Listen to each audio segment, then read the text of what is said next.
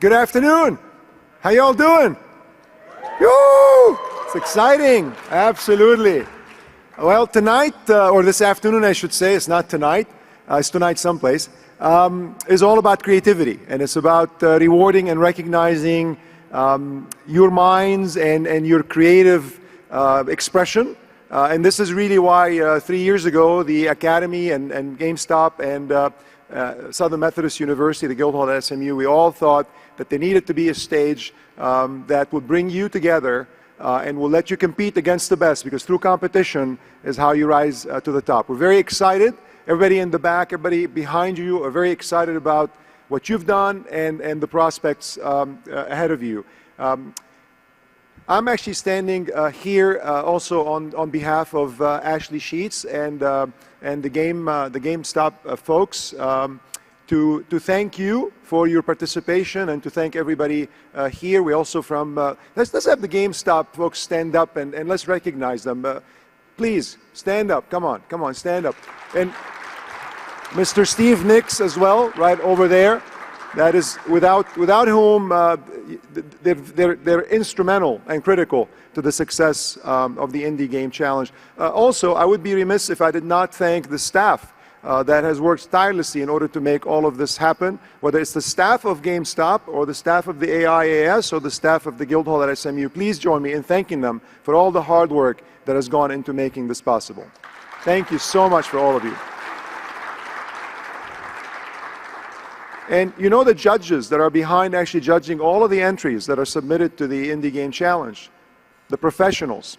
Now, some of them are actually here amongst us, and they are so excited about your future. And they've spent countless hours actually reviewing all of the entries and choosing the finalists that we have today. And I've got lights in my face, but I see Don and I see Ted over there, and I see Matt.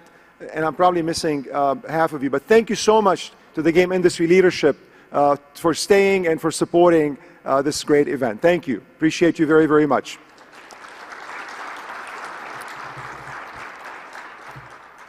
This is probably the best part of the show, is when I get a chance to introduce on the stage the only, the incomparable, Mr. Adam Sessler.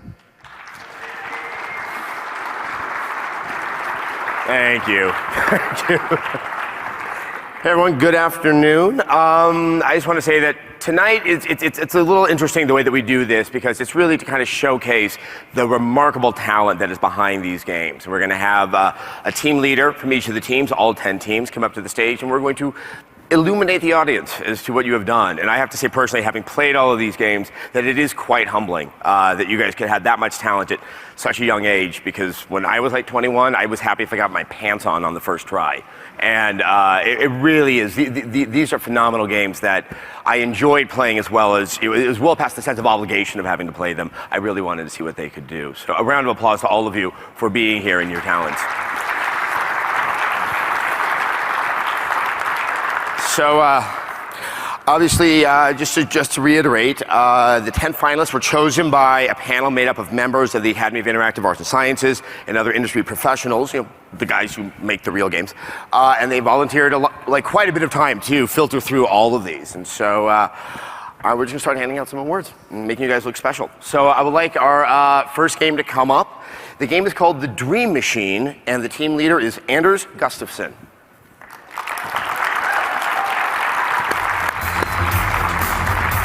Don't sit on the mic. This is a fascinating game. It's a point-and-click adventure, but you've used found objects. The models are actually made out of clay, or is the entire game made out of clay? More or less, the entire game is made out of clay. Cardboard, popsicle sticks. I've even used old socks for some of the environments. It's a DIY game from beginning to end. Yeah, Old Socks pretty much makes it DIY officially. That's pretty CBGB right there. So we don't see many adventure games like this. I'm curious what you were thinking, why you wanted to sort of go for a genre that it doesn't have that much currency these days. I think I'm very heavily into story in game, trying to explore if that's possible to marry gameplay and story in a way that's not hindering the immersion of the player. And I found that, for me at least, adventure games do that most effortlessly. What's interesting also is that in your story, it starts with the dream sequence and you're on an island and there's some mystery there, but then it becomes very domestic. You know, you're sort of with your new wife, you're in a new home, and you're just kind of going through boxes looking for stuff. I was curious what your goal was in terms of this kind of slow build in the narrative. I think it's dramatic contrast, basically. By starting slow, once we let rip, you feel it much more strongly. If we'd started with an explosion and then did the mundane things, that wouldn't have been felt quite as strongly. Yeah, it's not fun to go through boxes after you've seen the Michael Bay moment there at the beginning. In terms of the puzzles, I think one of the biggest challenges we've always seen in adventure games is that you can really kind of get the player stuck. So they can't advance the game until they solve the puzzle. Anyone who played Gabriel Knight 3, you know, when you realize you have to put a mustache on with the cat hair. How did you sort of balance those puzzles so the player didn't get stuck and they could progress? Because I was surprised with myself how much I was able to solve in the game. It's a lot of playtesting. That's basically it. And we do a lot of things on the back end to see if the players can solve it, see if we have a drop-off at any given state. So you're kind of doing real-time playtesting, because it's out there and you're seeing how people are going through the puzzles. Yeah, we can see real-time how people are walking around in the game and solving the puzzles. Have you learned something about how people seem to respond to puzzles in games that that was kind of illuminating? Yeah, we do a lot of editing to make the solutions as satisfying as possible, and to eliminate puzzles that aren't that satisfying at all, to get it to feel just right. So how long is the game? I believe I had 2 sort of chapters to play with, but it was very interesting to see how this game might build and how it might conclude itself. Right now it's about 6.5 hours, and with the last 2 chapters in place, I think it'll be somewhere around 10 hours. Was this the game that you intended to make when you started out, or did it kind of come into itself in the process of making it? Not at all. We started out thinking that it would take us 6 months, 3 months to 6 months, and it just tackled its way into my life and took me hostage, and I've been taken hostage by this game for 3 years now. So, I mean, do you just have a room with a lot of plasticine and clay and you're making all the models? I'm fascinated by how good the game looked and how interesting it is, but how you got there. Yeah, both my apartment and Eric's apartments are full with little scenes from the game, little clay figurines and scenes from the game. Now, did you have to actually do kind of stop motion with the clay figures, or were you able to just sort of take that one image and animate it? Not with the characters, but we do a lot of stop motion animation with things like doors opening and closing. All right, you know what, I feel bad. We meant to run a quick video of the game, if we could do that right now.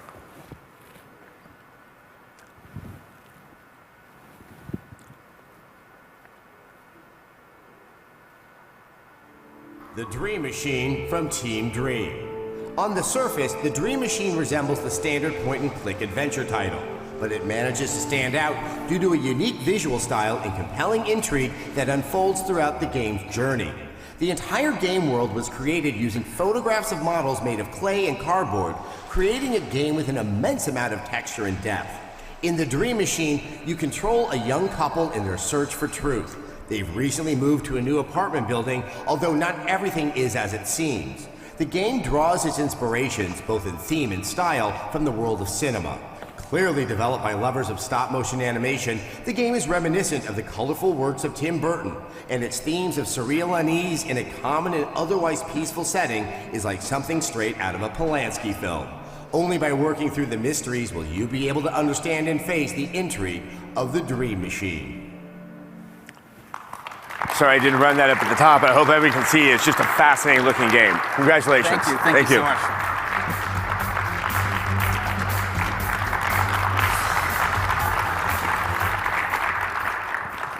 All right, this next game is the one that made me feel like an idiot when I couldn't get past a couple of things, and then they showed me how to do it. It is The Fourth Wall, and we'd like to introduce to the stage Logan Feith.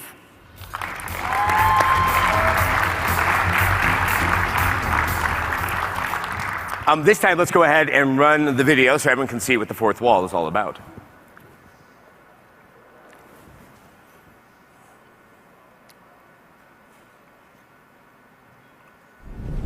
The Fourth Wall from Team Pig Trigger. The Fourth Wall is a whimsical 2D puzzle platformer whose outward simplicity is ultimately very misleading. As a wizard able to control the boundaries of his 2D world, any open space at the edges of the screen will wrap onto the other side, meaning that falling in what appears to be a pit may drop you in from the ceiling. You are soon granted the ability to lock the screen at any given time, giving you ultimate autonomy as to when and where your screen gaps and potential passageways will be available to you.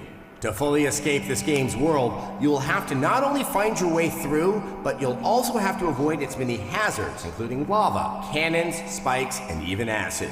By recognizing and warping the conventions of standard platforming games, the Fourth Wall challenges players to unlearn years of training and think of new and creative ways to advance through the level. The Fourth Wall shatters its namesake and delivers an unforgettable experience.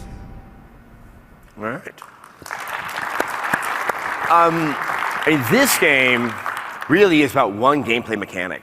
And I mean, was that your goal at the beginning, that you were going to focus on the idea you can wrap around the screen? Yeah, definitely. I'm really inspired by a lot of games like VVVV and Braid and things of that nature, where they're really focused on just one mechanic. There was temptation to do a sort of thing like Braid, where they dealt with different manipulations of time, so different ways to interact with the screen, but it's a student project, so I wanted to keep it as simple as possible. Now, when you set out, did you know that you had enough dynamic range in terms of how you could manipulate that one mechanic to get all the variety in the game? So it's actually really interesting because I sort of was learning the mechanics of the game, of what was possible as the players were, so I was just developing it and coming up with new ideas that I hadn't even realized had been possible before when I started out. I mean, when you break that fourth wall in the game, it kind of opens up a can of worms. I mean, did you sort of realize that once you sort of introduce the idea that you can wrap around the screen, you just violated a lot of basic principles of how we play games? Yeah, and that's why the beginning is so simple, because it can be overwhelming for players. So we had to start out simple with a mechanic that they already recognized, and then you just let them experiment with it, basically. The one thing I also have to say is that you're pretty much just sort of jumping and moving forward and backwards. But the controls are very, very precise. It's actually quite satisfying to do these simple moves, and I think that's essential for a game of this nature. How much did you focus on just making sure that that basic mechanic was fun for the player and felt accurate? Quite a bit. I started out with a prototype that I did in a month. It was for one of my classes. And that was one of the first things I started. Was I just looked at games like Super Meat Boy and Braid and how they controlled, and made sure that they all, the games felt good before I actually started developing puzzles. I mean, did your take on those types of games change because you were actually trying to make one yourself? Yeah, they're definitely a big inspiration. So definitely sort of like a puzzle platformer. There's definitely a lot of inspiration there for the platformers. Now, when you're building puzzles, as we were just talking about with the Dream Machine, I mean, how do you try to maintain that balance that you have to keep something mysterious for the player to try to figure out, but you don't want to sort of dump it all on them so I always feel like an idiot, but the average person doesn't feel like an idiot. Puzzle games are kind of funny because I was really, like I said, I was really inspired by Braid, and there were puzzles in that game that I spent an hour on, the same puzzle, trying to solve it. And so if somebody gets stumped in a non-puzzle game, if they get stuck for an hour, that's probably bad. But in a puzzle game, that may be good. You may want them to be stumped for quite a long time. So it just involves a lot of playtesting and seeing what players get stuck on what puzzles. Who did you playtest with? Was it just your classmates, or was it sort of average people? It was a lot of classmates, which probably isn't the best playtest subject. Yeah, I was about to say, I mean, I did a short story class, and usually your classmates are very nice to you. True. The students there are pretty harsh, though, so if they don't like something, they'll tell you about it. But we also did playtesting with friends and family and that sort of nature, so we definitely got a lot of playtesting. No, it's evident in the game. It's a lot of fun to play. Thank you so much, and congratulations. Thank you. Here, you have a novelty item.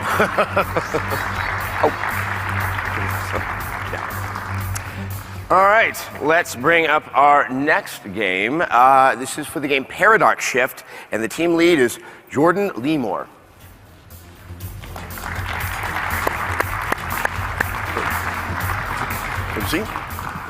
Let's first start with a video of Paradox Shift.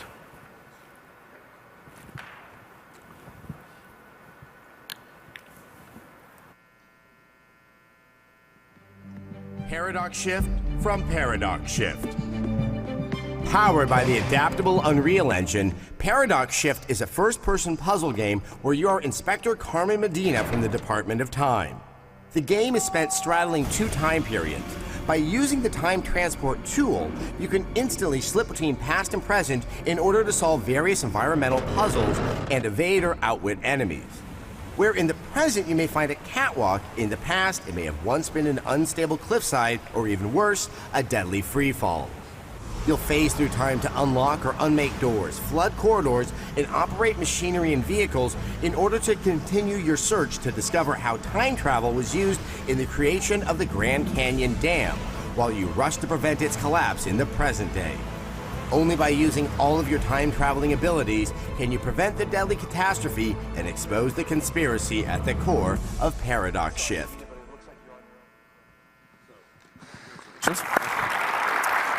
My first thought when I saw this game is like someone made Half-Life with the Unreal Engine.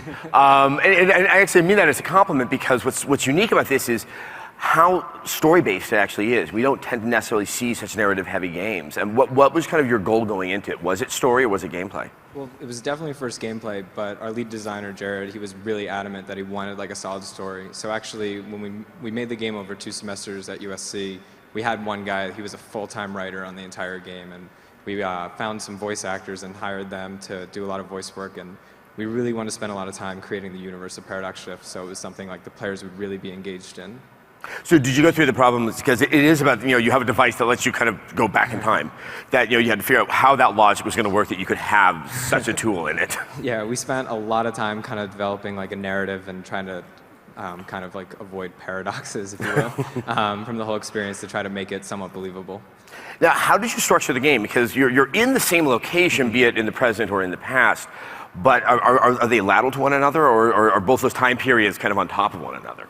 Do you mean like in terms of like where are they in the game? Did you have to build two different worlds? Yeah, actually we built every single level is just offset by a certain amount, and when we basically duplicated every single world and just changed up the art style and the environment and jumped the player physically between the 2 worlds. How are you able to find ways that you could kind of keep that puzzle element? Okay, hold on, do I have to go back in time to get through this? Keep that engaging so the player's going to stay with it. Sure. We just spent a lot of time, like, originally just with the shifting was a cool thing, and we just found like a lot of people really had fun just jumping back and forth between the 2 time periods and just kind of trying to figure everything out. And it seemed pretty fun for the most part. And then we just basically built on that for a really long time, and then we ultimately added the tagging function, which allows you to take objects across time, and just basically slowly teaching the player and building, and adding a lot of action sequences to the game to kind of break up the slow pace and just kind of keep them engaged throughout the whole experience. How much experimentation did you have to go through to figure out, okay, is that fun, is that not fun, prior to actually finishing the game? Sure. I mean, like you said, using Unreal was really helpful. Like, we were prototyping levels like second week of the class. Like, a lot of puzzles were really quick, and we just spent a lot of time iterating on every single puzzle in the whole game. So until we got to like the sweet spot of where we wanted every single thing to be.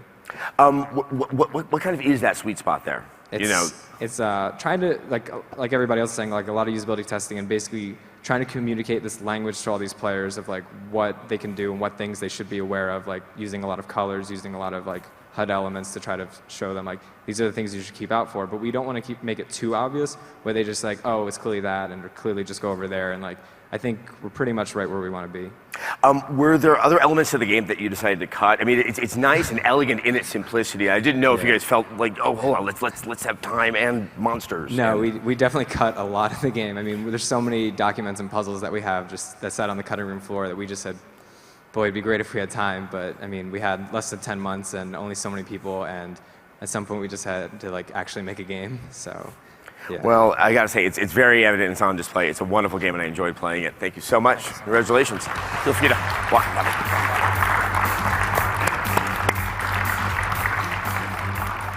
All right. Our next game to cover is Demolition, Inc., and the team lead is Martin Rode.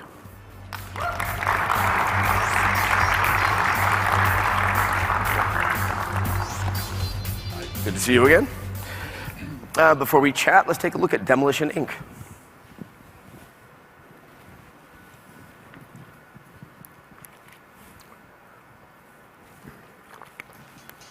Demolition, Inc. from Zero Scale. In an interesting new direction for the action strategy genre, you control an alien named Mike bent on leveling cities in his wake. The catch is that Mike and his UFO cannot directly deliver the devastation to targeted cities, and as soon as you begin, a time limit is set before army reinforcements will arrive to stop you. By using tokens that you place within the maps, you can indirectly influence vehicles to do your bidding. By making their tires slick or locking their steering, you can create chain reactions to make even the mightiest skyscrapers collapse. Demolition Inc. has a cheeky charm to it, including explosive cow power-ups and clouds of oil, making its destructive mischief all the more appealing. Due to the game being entirely physics-driven, no gameplay sequences are ever pre-rendered, and each attempt at a level will always be a unique experience. Leveling cities has never been more appealing. So, there's something very primal about this game. I don't think I realized how much I enjoy watching things fall apart until I play a game like this. Was that kind of what your goal was at the beginning, that, let's destroy things? That was exactly what we wanted. We just wanted to see things fall. I always had fun to play physics stuff, or just to play with cubes in a physics environment and put them on each other, on top of each other, and throw something in. And that was really the basic idea. And maybe also another thing, just going through all these games like GTA or driving cars through them, and trying to drive cars through buildings, and it was never possible. And so and it's a dream of most people to drive a car through a building. To go through, and, it's better to do it in games than in life. So were the physics, was that the first thing that you wanted to conquer when you were making the game? Because obviously, without physics, this game doesn't work. It was a little bit that we had the fascinating of the physics, of the technology, but we had the idea to make something. You want to hold the mic a little bit closer to your face. Yeah. There Something with chain reactions. So we just wanted to see. It's what you can see in shooters when you shoot at the barrel and to kill the enemy, and that's always a nice thing in this shooter game. It's like a nice big Rube Goldberg experiment happening there. Now, obviously, that creates some pretty big challenges because it has to all work at all times, and you don't know what the player's really going to do with it. I mean, did you find that to be a difficult hurdle to try to overcome? Yeah, for the first time, we really had a problem with that. Until we saw that it's maybe also our luck that it's like this, so that this chaos can help the people to find other ways and just finish the game in other ways.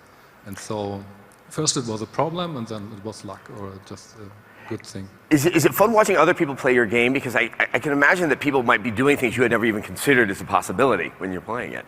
Yeah, exactly. When we made the first tests, then we realized people can do things with the cars and combine these items that we realize, we have to make all these other things, or have to make new levels where you can use these new techniques. I mean, are you adjusting the game because you're seeing that people are playing it in unique ways? Yeah. So when we made the first tests, it was like this. Well, it's a lot of fun, and yes, I've always wanted to drive a car through a building, and thank you for making that happen. Congratulations. Thank you.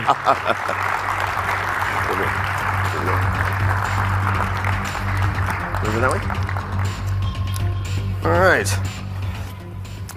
Our next game is The Swapper, and our team lead is Oli Hariola.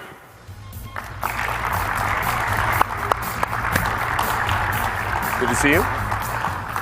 This game looks fabulous, so let's run this video.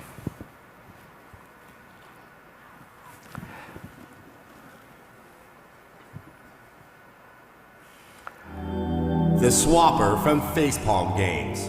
The Swapper is best described as an ambient puzzle platformer, all centered around the idea of using people as objects.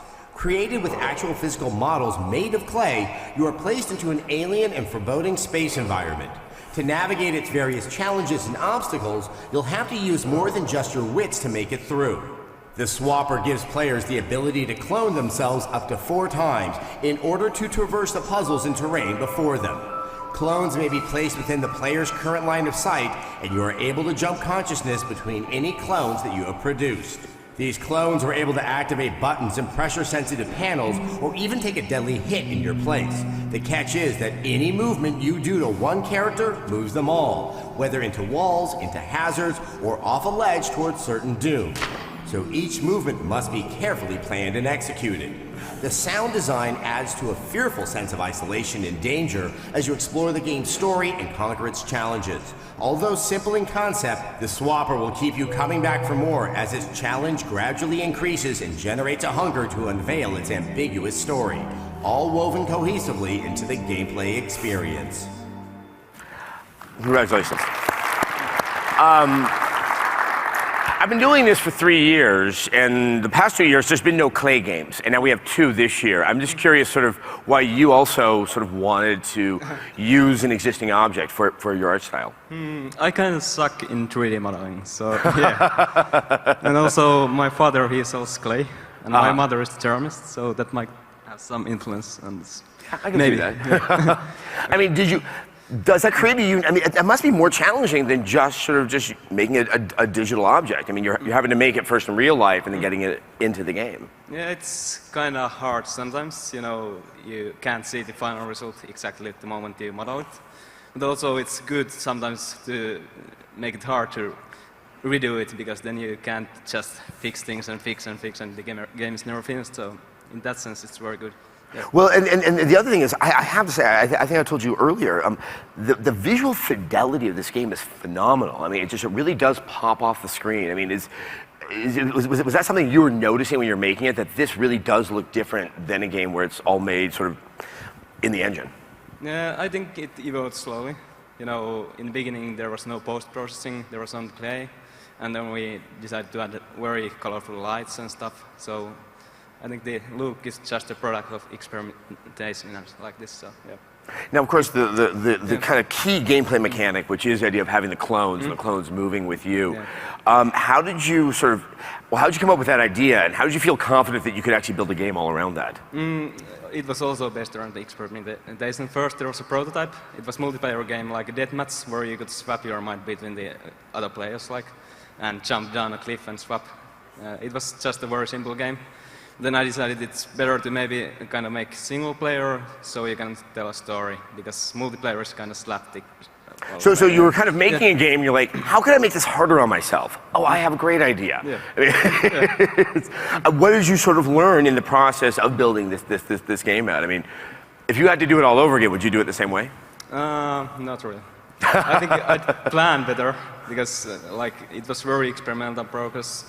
It was my first big game, and it's been huge learning progress in general. So, yeah, planning is the key, I think. Do you like to play platformers on your own? Is that the kind of genre that appeals to you? Yeah, I really enjoy platformers, and in general, like puzzle games with some story elements, like also adventure games. Yeah. Well, I gotta say, I absolutely love it, and I can't wait to go play it again. Yeah. So thank you so much. Okay. Congratulations. Oh, it's for you.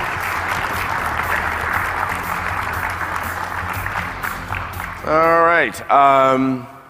Okay, this game definitely is my favorite name for a game this year. It is Atom Zombie Smasher, and the team lead is Brendan Chung.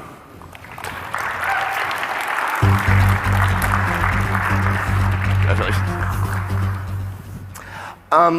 Let's take a look at the video, because I can't describe this game. It's better to do it this way.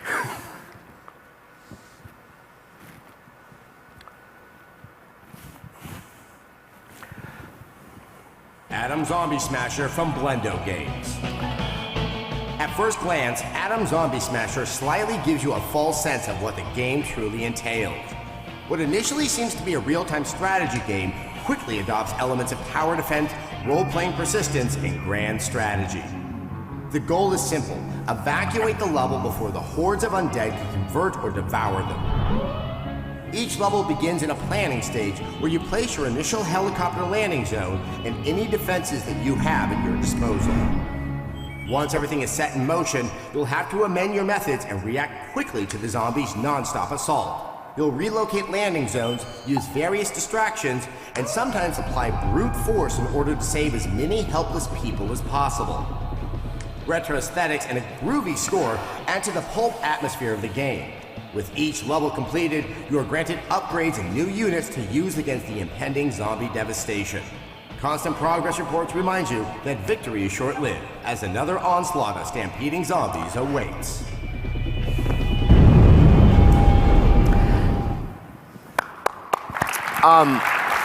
So, I mean, it's a game about saving people in the zombie apocalypse, and then you put it in a fantastical 1960s Argentina. Okay. I'm fascinated by that element of the game. Why? I'm confused. What part of that does not make sense to you?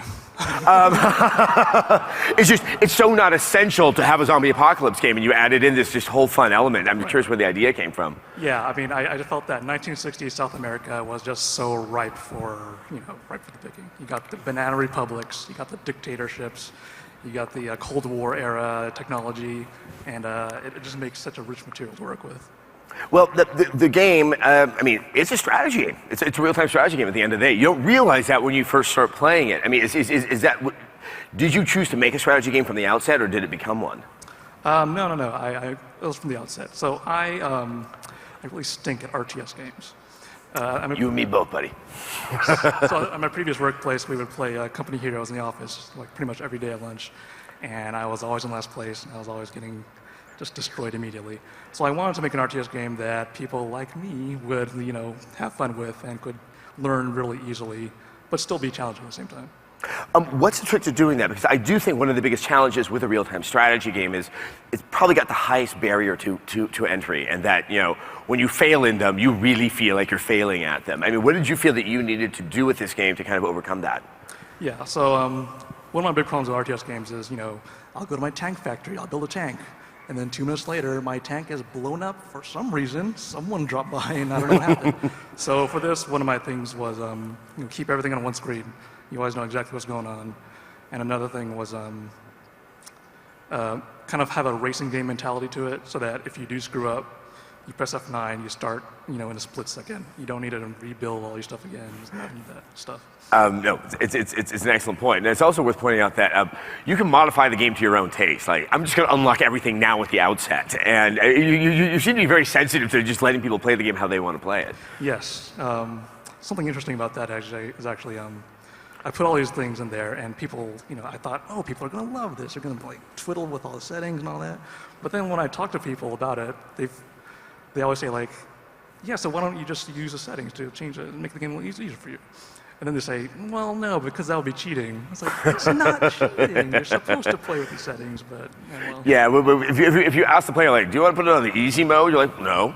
And you kind of want to.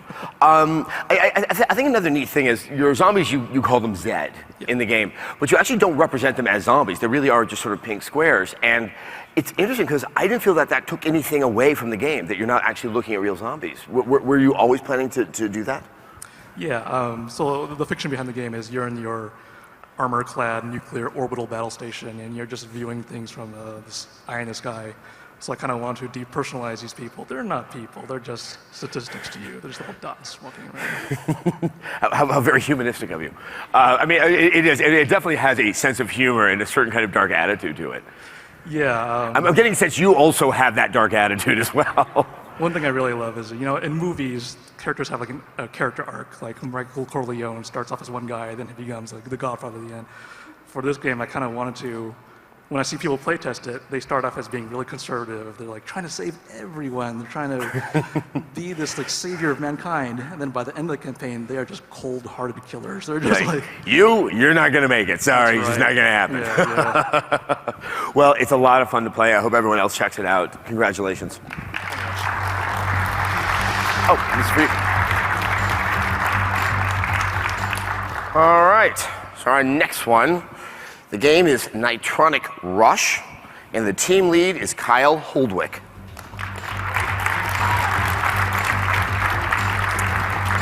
Hey, congratulations. Take a seat and let's take a look at Nitronic Rush. Let's do it.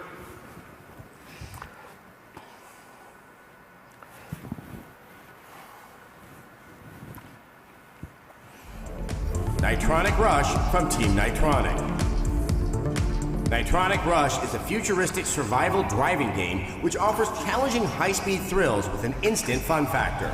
With electric neon styling, the game is both exhilarating to watch and play as your vehicle hurtles through the speedways of Nitronic City. Speed boosters and an intricate stunt system combine to create strategic gameplay that requires fast reflexes matched with faster thinking. On jumps, you can barrel roll, flip, or even spread your wings to do some aerial acrobatics.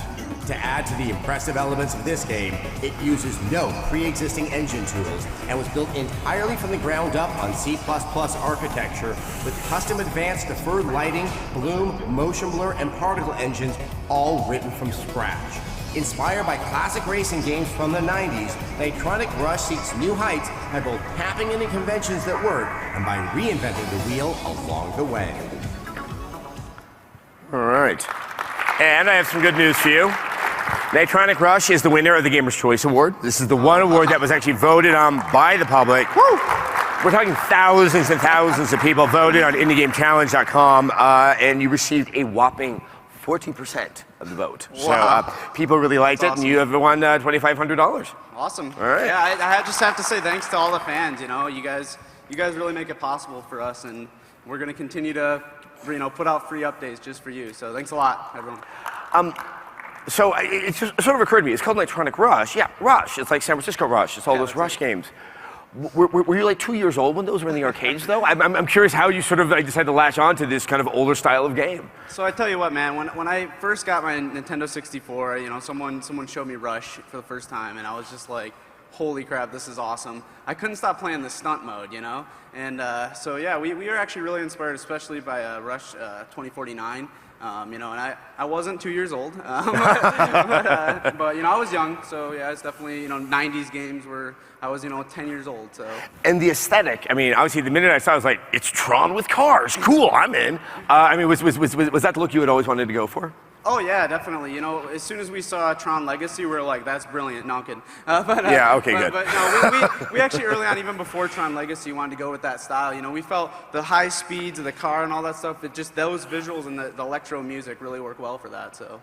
Obviously, physics play a huge role in your game. How did you kind of handle that balance of you want to have some realistic physics, but you also want to have some fun because you're doing crazy, wacky things with the cars? Yeah, so that's exactly it. We went for an arcade style physics. We built this physics from scratch. So a lot of it was actually, bugs that turned into features. Actually, even like the car being able to rotate and stuff was actually a physics bug that we left in playtesting, and playtesters were like, "That's awesome." So we're like, "Oh, your man, that's bug a is feature." awesome. Yeah. So yeah, but yeah, the physics we just kept kind of plugging away. We actually finally finalized it about a couple days before we shipped the game. So. Now, in terms of the track design, I think anyone who's played the Wipeout games knows that you could have a lot of different experiences depending on how wide or how narrow that track is. How much do you have to play with that to figure out where the fun spot was? Yeah, so we first modeled it off of a real road and a real car, and it was terrible. So then we actually made the road about 10 times wider, and that's where it is today. So, because you're bumping back and forth, and we figured why not give them a wide track, a little bit more freedom on the road. Have you thought about what the game would have been like had you not discovered that bug that allowed the car to rotate? What kind of a game do you think you would have had? I think we would have had still a really fun game. The car has a lot of different features, like you can fly and stuff. So it still would have been the same, but it wouldn't have been quite as cool. I definitely have to attribute that bug to a lot of the success that the game's had. I think the other part, I think it speaks to why it won the Gamer's Choice Awards. It's kind of like the AC/DC song of games. It's like it's a car in the future that flies. Yeah, you just say let's just do what any reasonable person would want to do in this game. Yeah, we even have lightning in there. Every AC/DC song has that. Yeah, you have to have lightning or you're not cool. Yeah, I think we actually play tested the game literally every single week that we've been developing it, and I think we were focused on fun, absolutely, in every way. The game is about fun, and I think that the people and the fans have really realized that. No, it definitely has generated quite a bit of interest out there. What's that like when you put the game out there and you realize people are actually playing it? So the funny thing is, we actually launched the game on 11/11/11, the same day Skyrim came out, completely Great flopped. idea. But no, actually we all started playing Skyrim right then and there. But no, we actually been really pushing as hard as we could with the press. We realized that if you can get your game more out there, more people are going to play it. So. It worked out for us. So. Well, and hopefully this will just only help it further. Thank you so much and congratulations. Thanks so much, Ed. All right, make sure you take that. And this is for you as well. All right, our next game, I love this game. The game is Symphony. And the team lead is Matt Shores.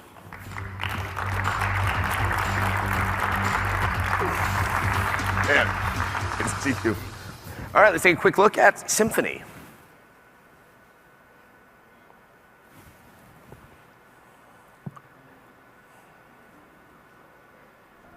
Symphony from Empty Clip Studios. Symphony is a music game fused with a vertical shoot 'em up. The plot begins with a demon informing you that your personal music library has been taken over and malevolent forces are devouring the soul contained within your music. In order to liberate your music, you'll have to play through various levels, each one based on a song already on your computer. Before playing, Symphony analyzes any imported tracks for fluctuations in sound levels, creating a unique cadence to the action.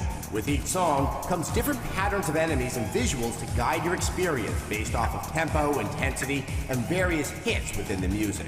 Each completed level unlocks additional powers and upgrades to customize your ship for further strategic gameplay and personalized style. You'll have to conquer the demons of your own musical taste to see this game through to the end. Where else are you going to find an action-packed music game whose limit to its levels is literally equivalent to the size of your music collection?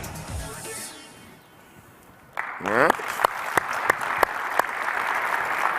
I have to say, congratulations. Obviously, just being a finalist is wonderful, but you are a winner of the Technical Achievement Award, which brings you $2,500. And the folks over at GameStop are giving Symphony special recognition by offering you a promotional exposure prize on their GameStop PC download service worth up to $50,000. Normally, that's reserved for major game releases, even though I actually consider yours to be quite a major game. Congratulations. Wow, thank you. This game is genius to me. The idea that you're using the player's own music library. So before I even start to play it, I already have a fidelity because it's involving something that I already like, which is my music library. I mean, was that your idea from the get-go? Yeah, definitely. I mean, we're not, games like AudioSurf and Beat Hazard have been trailblazers in that area, but definitely, I mean, we had the idea a long time ago, I think, coming back from GDC, where brainstorming with Matt, in the car on a long drive to San Diego from San Francisco, and we were, thinking like music. There's so much emotion, in music that, like there's like fast moments, slow moments, calm moments, build-ups and things like that. That we thought, that's really the emotions you live when you have a game, when you're playing a game. So we wanted to try to merge the two as tightly as you could, and have almost a limitless source of source material you can play against that you already like, and that was the source of the. It won a Technical Achievement Award. Technically, how are you pulling this off? I'm not asking you to give away your secrets, but it sounds so modest. But I'm under the impression that there's a lot of chicanery underneath the hood of this thing. Yeah. It looks simple. I mean, we've been working on this on and off for 4 years. Whenever we had a spare time, to work on this, and we had a lot of iterations. We tried simple things, and it's definitely, you think you have it, and then you change the song to a heavy metal song, and it totally doesn't work. And we've had to do a lot of back and forth. So we had this collection of, rap songs, classical, and you're trying to constantly. It was definitely a challenge. Actually, one of the most interesting things about this game, as I've talked to people about it, everyone, when they play it, seems to want to go to the margins. Like, they don't want a normal song. I mean, people can talk about, like, I want the Facts of Life theme song. It's like, but it just doesn't seem so obvious. I mean, what have you discovered in how people like to play this game? I mean, people like to, every time I play, I want to, I wonder how this will play with this other song. And it's like you like the song already, and you want to see how the game reacts. And sometimes it's more of a fringe game, or a very heavy game, heavy music. But it's part of the appeal. Where do you want to go with the game? I know right now you can the song length has to be about 3 to 4 minutes. I mean, are there places you want to kind of go with this game? As far as we just want to expand what we have. We're close to being done with it, so we just want to tune. It's really the connection with the music is what we want to make as tight as possible. We're adding things like weapons that respond to music, enemy. We're trying to be creative with how tightly can we make the game mirror the music. I think one thing I got to point out. I had to sort of reanalyze my music library. I realized that at some point in time, I had horrible taste in music. I've really discovered that through this game. I guess you guys must love music as well. Was it the music that brought you to the game, or did you want to do the game and you thought, hey, let's get this music element in it? I know, I always got very emotional when I listened to music. I mean, like, gold songs for Montreal Canadiens, really get me pumped up, that kind of thing. So I really, really intense when I listen to my music, and maybe that's part of why I wanted to make this, because I love games too, so. Well, it's definitely on display. Congratulations. Thank you very much. Go ahead, take care. Make sure you take your stuff. Take that. All right, so we have another game to bring up. This one is The Bridge, and the team lead is Ty Taylor.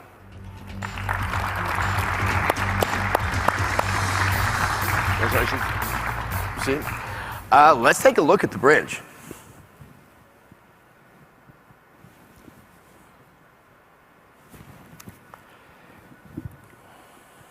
The Bridge from Ty Taylor and Mario Castaneda.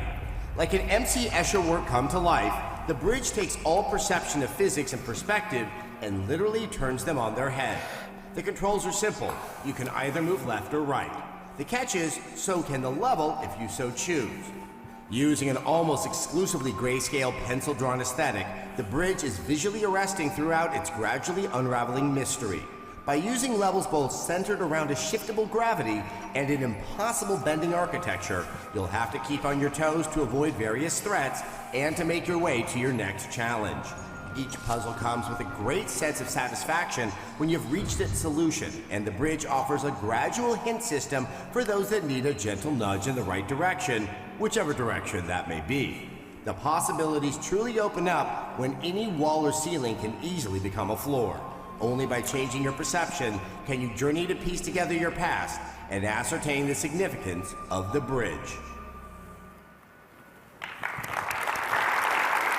And yes, I would like to point out that you have been recognized for both achievement in gameplay and achievement in art direction, both getting you $2,500. So congratulations. Fantastic. Thank you very much. And it's for very good reason. I mean, the game, it's pencil drawings. Yes. And it's black and white, and you're revolving the screen. So I mean, you're like, hey, let's do something really hard. That would be so much fun. Well, yeah, actually, technical difficulty was kind of something I wanted to do. I looked at Braid and Portal. Those are fun because no one's done them before. No one's done them before because they're so hard to make. So I wanted to do something similar. Is this the game that you set out to make?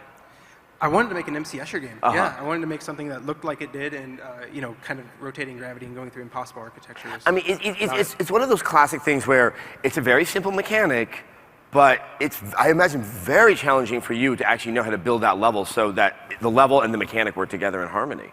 Yeah, it is.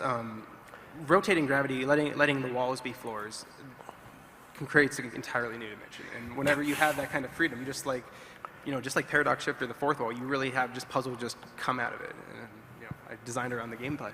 Now, using the grayscale, could you have done this with a full color palette, or is it because Escher? I think of Escher, I only think of pencil drawings. Would that even be possible, or did it have to be with the pencil drawings in black and white? In order to feel like Escher, it did. Yeah, absolutely. How did you go through the process of building these levels? How much tinkering with each one did you have to do, or did to figure out if it worked? Quite a bit. Some people have said like the rotation is slow, but it's slow for a reason, because like when you go through the impossible architecture, in order for it to work, you can't just like jump around and yet it moves. You have to actually be able to let the floor go onto the wall, go onto the ceiling, not the floor to the ceiling. So, a lot of very, very careful fine-tuning went into the design of the more complex puzzles. And it's not a normal game mechanic to be able to rotate the screen of a game. So you're really introducing the player to something quite new. And I was very impressed with how gradual it really is. That when I'm playing it, I didn't find myself confounded at any point. It seemed to have a nice flow that teaching me a little bit everywhere I go. I mean, how much did you have to focus on that? Quite a bit. Like any puzzle game, playtesters will say, "Oh my God, this is hard" from the beginning, and I don't want people to put it down at the beginning or at any time. So yeah, concentrating on gradual gameplays. And it does have a nice sense of story. It doesn't fully make sense when it begins, and that you really are sort of revealing elements of it as you went along. Was it your idea for the story, or did that come through the process? And Mario and I actually both worked on this story. We both drove it. I kind of had the idea of Newton meets Escher, and he kind of created a lot of the poetry that goes in through the game. Oh, I didn't realize that. So the text up on the screen is. Yeah, let's call it poetry. I just see the guy who just did those crazy things I would look at in class. Anyway, congratulations both for the art direction and for the gameplay in the game. The bridge is phenomenal. Thank you so much. All right, thank you.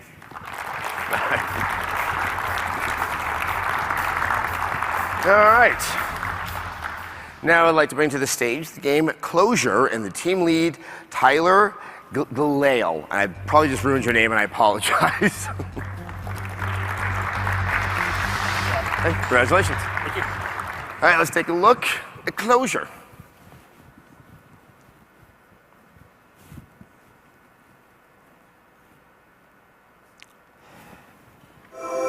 Closure from Eyebrow Interactive. Vision is king and perception rules all. If you cannot see it, it clearly doesn't exist. In a dark world reminiscent of an Edward Gorey illustration, you control various forms of a character working through an abundance of side-scrolling puzzles. In this game, darkness can and will literally kill you.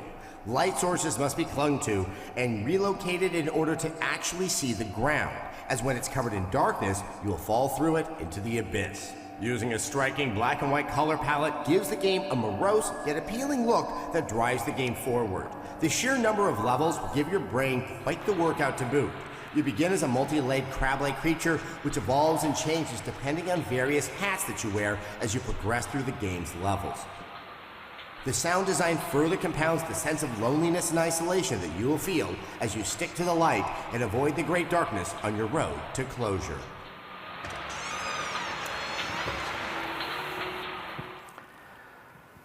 Congratulations. You are the winner of the 2012 Indie Game Challenge and won $100,000. Thank you so much. And it's a phenomenal game. My first question.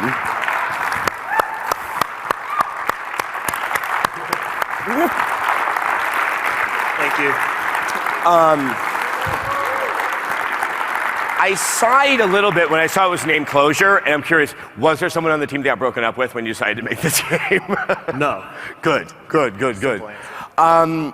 As with the bridge, I took a look at this game. I'm like, I just wake up one morning and say, let's do the hardest thing we can possibly do because that'll be so much fun. I mean, you're dealing with light, you're dealing with very stark contrasts of black and white. I mean, you really took on a lot, especially for guys who are young and doing their first game. I mean, what was the thinking behind that? My experience in games, I started when I was 11, and I've been making Flash games my entire life on Newgrounds and stuff. And Closure was originally a 2-month prototype that I made with myself and John Shuby over there, the artist. So it was a very, very short project, but people liked it a lot, and we didn't. The concept was kind of cool, but it really was cooler than the game, so it really needed a lot more time on it. So we just. I love your honesty right there. I mean, what was it you felt that wasn't sufficient to really kind of hold up that concept? Everything. There was, that's what happens when you make a game in 2 months. But the level design was iffy. The controls were iffy. It was really tough to jump off of slopes properly. And you obviously had the whole gameplay mechanic of the light, that you have this kind of localized and small light source throughout the level. Yes. I mean, how did you go about doing that? How do you build a level when you're assuming that the player themselves aren't going to see it all at one time? You spend 3 years making levels.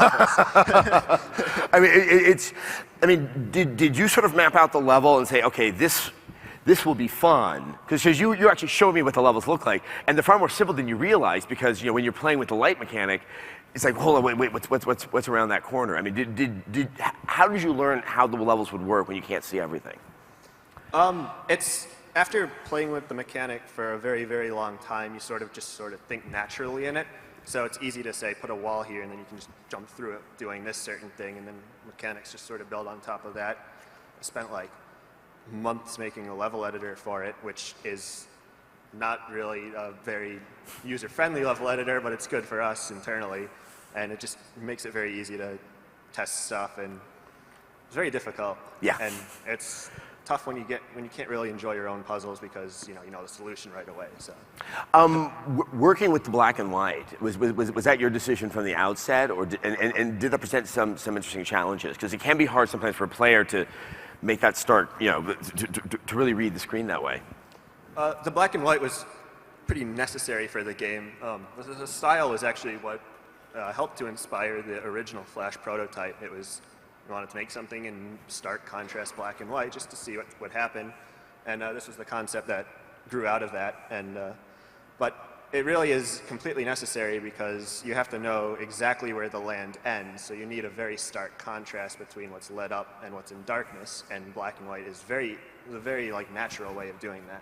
And then also the fact that the darkness, where it's dark, that changes the geography of the level. You can just fall into the darkness. I mean, I'm going to assume that was not easy to pull off. You're sort of like in real time undoing your own level structure. Yeah, no, that's been like the main technical challenge of the entire game because it's never fast enough, and it's constantly having to be optimized and tweaked and bugs fixed, especially because of the fact that it's like all of the stuff platformer-wise, like physics, that is really tough to deal with. Most games get away by just not handling it and not designing levels that would have those types of things, like spikes pointing out of the ground and at a different direction, all weird sorts of stuff, and we have to handle like every single case of that. Well, you handled it very, very well. Congratulations again. Really, you guys deserve it. Once again, the winner of the 2012 Indie Game Challenge for Closure. Can we get the rest of the team up here? I think they should come up for a second. Come on. You can have some hugs. Come on up. This Congratulations. is John Shuby. He does the art, and this is Christopher Ryan. He's done the music and sound. He's my uncle. All right, our winners. All right, I think we're going to bring Dr. Rod and your big fancy check so you can have your Publishers Clearinghouse moment. Oh, there. This is yours. Please. Go ahead. Spend it all in one place. Oh, yeah. All right. I promised my brother that I would take in all his friends out to Yogurtland if we won. Yes. So everybody else is welcome to come too.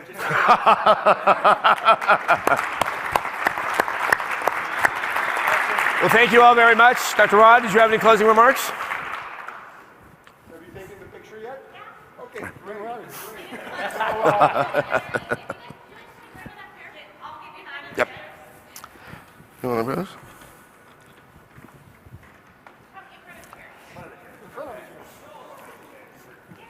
On behalf of the Academy of Interactive Arts and Sciences, on behalf of GameStop, on behalf of the industry judges that have worked so tirelessly behind the scenes to get to this particular point, on behalf of the Guildhall at SMU, and certainly on behalf of Adam Sessler, what an unbelievable Indie Game Challenge 2012. Congratulations to all the winners in this room. Everyone in here was a winner today. Congratulations.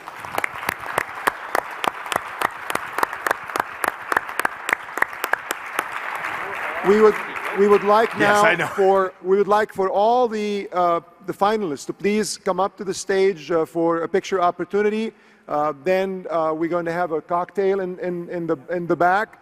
We would love for you to stay and congratulate the finalists, and certainly we'll be out there shaking a lot of hands with a lot of big grins on our faces. What an amazing year for us, IGC, and we look forward to a fantastic year next year. And thank you for all the industry leaders who joined us today. Thank you.